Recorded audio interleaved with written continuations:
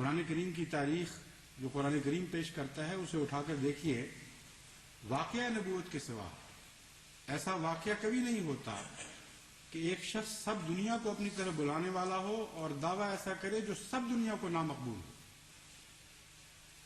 وقت کا سب سے کڑوا دعویٰ یہ دعویٰ ہوا کرتا ہے کہ خدا نے مجھے بھیجا ہے، جب غیر تو غیر اپنے بھی ساتھ چھوڑ دیا کرتے ہیں۔ ایسا دعویٰ انگریز نے کروا دیا ان عقل کے دشمنوں کے نزدیک، اور پھر توقع یہ رکھی کہ جب یہ شخص کہے گا کہ جہاد کا خیال چھوڑ دو تو سارے ایک دم جہاد کا خیال چھوڑ دو، انگریزی حکومت کی ساری سردردی ختم ہو جائے گی، سارے مسائل حل ہو جائیں گے، کیونکہ جب مرزا صاحب نے جو اعلان کر دیا، یہ بات ان کی عقل میں آ جائے تو آ جائے، کوئی نارمل کوئی معقول انسان اس بات کا تصور بھی نہیں کر سکتا۔ اور حالات کیا تھے جن سے انگریز کو خطرہ تھا؟ آئیے اب ان حالات کا جائزہ لیں، اس سیاسی پس منظر کا جائزہ لیں جس وقت انگریز ہندوستان میں داخل ہوا ہے، اس نے اپنی حکومت مستحکم کی ہے۔ کس قسم کے حالات تھے اس وقت مسلمانوں پر؟ کیسی طاقت کا وہ دور تھا جن سے انگریز خائف تھا؟ مولوی مسعود احمد صاحب ندوی اس دور کا ذکر کرتے ہوئے لکھتے ہیں، اس وقت پنجاب میں سکھا شاہی کا زور تھا، مسلمان عورتوں کی عصمت و آبرو محفوظ نہ رہی، ان کا خون حلال ہو چکا تھا، گائے کی قربانی ممنوع تھی، مسجدوں سے استبل کا کام لیا جا رہا تھا، غرض مظالم کا ایک بے پناہ سیلاب تھا جو 5 دریاؤں کی مسلم آبادی کو بہائے لیے جا رہا تھا۔ آنکھیں سب کچھ دیکھتی تھیں مگر قوائے عمل مفلوج ہو چکے تھے، سارا ہندوستان بس رہا تھا، تمام قوائے عمل مفلوج تھے، سارے ہندوستان کے شمال سے جنوب تک ان کو یہ توفیق نہیں تھی کہ اپنے مسلمان بھائیوں کے خون کی حرمت کا اعلان کریں اور ان لوگوں کے خلاف جہاد کریں جنہوں نے اس کو حلال کر دیا تھا، جن کے نزدیک گائے کا خون تو حرام تھا لیکن مسلمانوں کا خون حلال ہو چکا تھا، جن کے نزدیک مسلمان عورتوں کی عصمت اور آبرو کی کوئی بھی قدر و قیمت نہیں تھی، ان ماؤں بیٹیوں اور بہنوں کی آبرو کی حفاظت کے لیے تو کوئی نہیں ہاتھ نہیں اٹھا۔ ان کو بچایا کس نے اس دور سے؟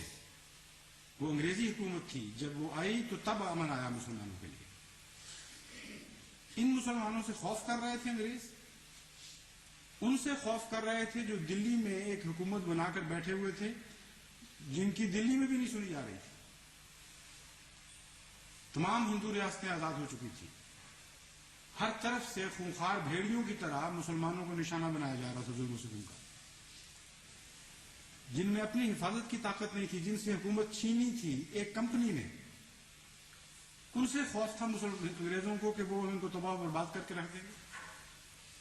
اور پھر وہ جہاد سچتا کیسا ہے اس کا تصور بھی تو کریں کہ انگریز آیا، سکھوں کے مظالم سے نجات دی، ہندو راجوں اور مرہٹوں کے ظلم و ستم اور استبداد سے بچایا، اور اچانک مسلمان اٹھ کھڑا ہوتا کہ اچھا اب تم نے ہمیں بچا لیا ہے نا، اب ہم تمہیں ٹھیک کرتے ہیں، اب تمہیں بتاتے ہیں، سزا دیتے ہیں کیسے مظلوموں کو بچایا جاتا ہے۔ یہ تھا تصور جہاد۔ عقل کی بات کرو، کوئی ہوش کے ناخن لو، یہ کیا دعوے کر رہے ہو؟ کیا دنیا کو منہ دکھاؤ گے کہ یہ ہمارے دعوے ہیں؟ اس انگریز کے خلاف ہم جہاد کرنا چاہتے تھے، لیکن جس کو انگریز نے ہمارا دشمن بنا دیا اس کی وجہ سے محض اس لیے ہم جہاد نہیں کر سکے کہ اس نے کہہ دیا تھا جہاد حرام ہو گیا۔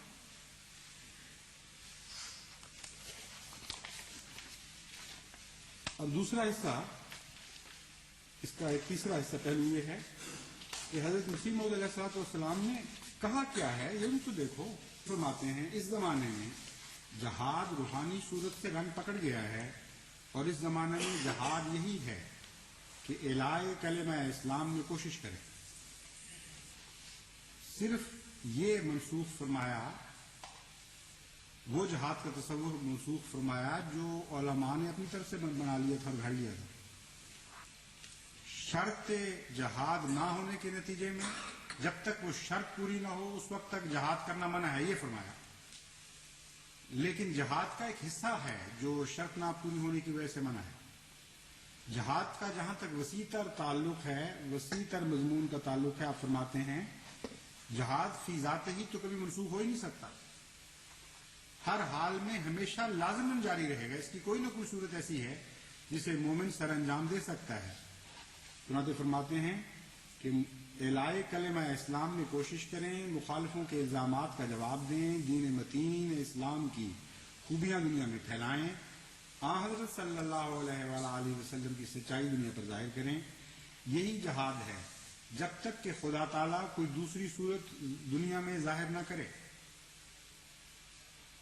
اور یہ ہمیشہ کے لیے نہیں۔ دوسری صورت سے مراد یہ ہے کہ جب دشمن اسلام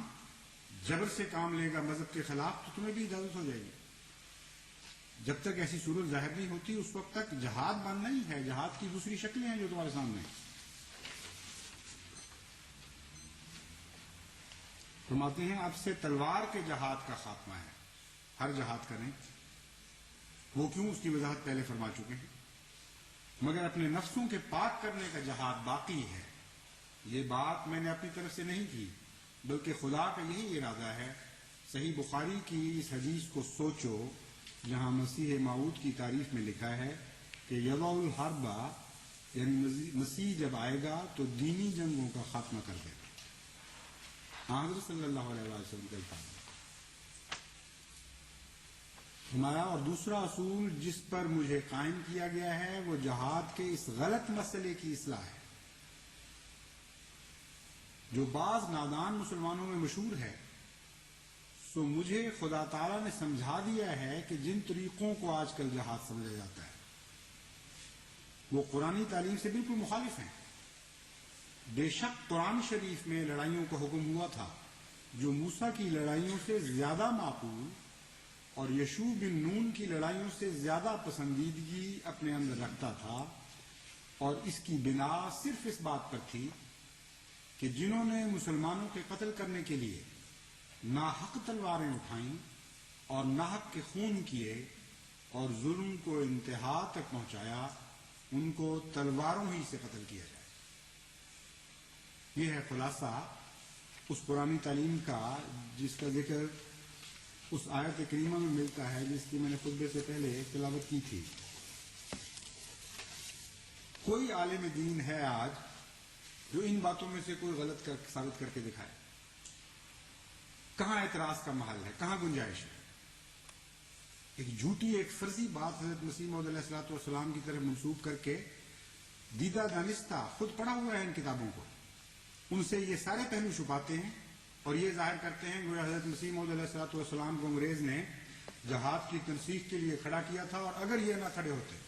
تو انگریز مارا جاتا، سارے مسلمانوں نے تباہ کر کے رکھ دینا تھا سلطنت انگریزیہ کو اگر حضرت مسیح موعود علیہ الصلوۃ والسلام منع نہ فرما جائے۔ اب ان علماء کا حال سنیے جو یہ الزام آج لگا رہے ہیں بڑھ بڑھ کر، اور اس وقت خفیہ باتیں مسلمانوں میں پھیلایا کرتے تھے، اس میں کوئی شک نہیں، لیکن جہاں تک دنیا کے سامنے باتوں کا تعلق ہے وہ کچھ اور کہا کرتے تھے۔ جہاں تک انگریزی حکومت کو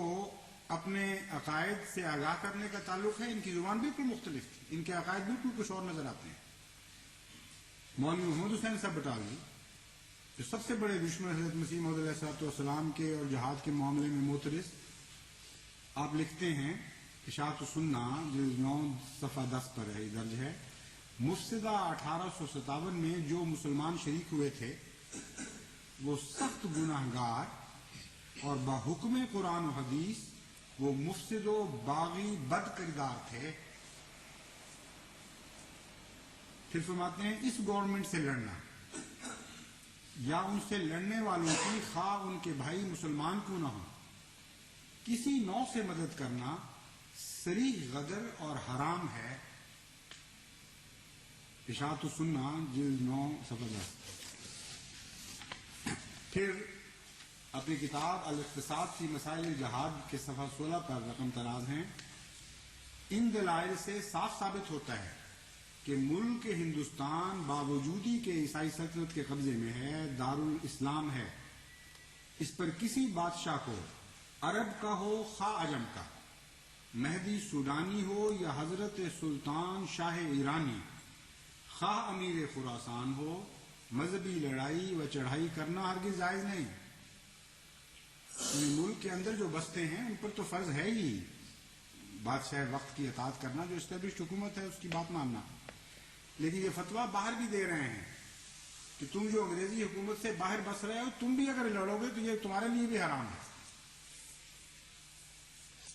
پھر فرماتے ہیں اہل اسلام کو ہندوستان کے لیے گورنمنٹ انگریزی کی مخالفت و بغاوت حرام ہے۔